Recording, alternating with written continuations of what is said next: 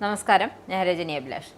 തമിഴ്നാട്ടിൽ സർക്കാർ രൂപീകരിച്ച് ഒരു വൻ കുതിപ്പ് നടത്താൻ ഒരുങ്ങുകയാണ് ബി.ജെ.പി. തമിഴ് ജനതയെ കട്ടുമുടിപ്പിച്ച് നശിപ്പിച്ചുകൊണ്ടിരിക്കുന്ന DMKക്ക് ഇനി അധികകാലം ആയുസില്ലെന്ന് വ്യക്തമാക്കിയിരിക്കുകയാണ് മോദി സർക്കാർ. സർക്കാർ രൂപീകരിക്കുക എന്ന ആ ലക്ഷ്യത്തിലേക്ക് എത്താനുള്ള കരുക്കളാണ് ബി.ജെ.പി. അണിയറയിൽ നീക്കുന്നത്. ബി.ജെ.പിയുടെ പ്രവർത്തികൾ തമിഴ്നാട്ടിലെ ജനങ്ങളുടെ നന്മയെ ലക്ഷ്യം വെച്ചുള്ളതാണ്. എന്തായാലും ബംഗാളിലും തമിഴ്നാട്ടിലും ബി.ജെ.പി. സർക്കാർ രൂപീകരിക്കുമെന്ന കാര്യം വ്യക്തമാക്കിയിരിക്കുകയാണ് കേന്ദ്ര ആഭ്യന്തരമന്ത്രി അമിത്ഷാ. കഴിഞ്ഞ 4 വർഷത്തെ ഭരണത്തിനിടെ അഴിമതിയുടെ എല്ലാ പരിധികളും DMK സർക്കാർ ലംഘിച്ചിരിക്കുകയാണ്. ഭരണത്തിലിരുന്ന് DMK കാണിച്ചു കൂട്ടിയ അഴിമതിയുടെ തെളിവ് തങ്ങളുടെ പക്കലുണ്ടെന്നും ഷാ വ്യക്തമാക്കുന്നു. അണ്ണാമലയെ പോലെ ശക്തനായ നേതാക്കൾ BJPക്ക് തമിഴ്നാട്ടിലുണ്ട്. അതുകൊണ്ട് തന്നെ BJPയുടെ വേരുകൾ തമിഴ്നാട്ടിൽ ഉറപ്പിക്കാൻ അത്ര പാടുപെടേണ്ടി വരില്ല. മധുരയിൽ നടന്ന BJP റാലിയെ അഭിസംബോധന ചെയ്യുകയാണ് അദ്ദേഹം ഇക്കാര്യം വ്യക്തമാക്കിയത്. അതായത് അമിത്ഷാ വ്യക്തമാക്കിയത് 2026 തമിഴ്നാട് നിയമസഭാ തെരഞ്ഞെടുപ്പിന് ശേഷം BJP നേതൃത്വം സഖ്യം രൂപീകരിക്കും.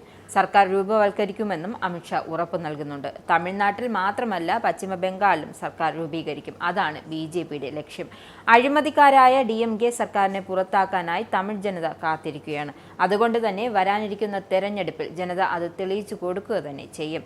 കേന്ദ്ര സർക്കാർ നൽകിയ 45 കോടി രൂപയുടെ പോഷകാഹാര കിറ്റുകൾ ഒരു സ്വകാര്യ കമ്പനിക്ക് കൈമാറിയതിലൂടെ DMK നടത്തിയത് വലിയ അഴിമതിയാണ്.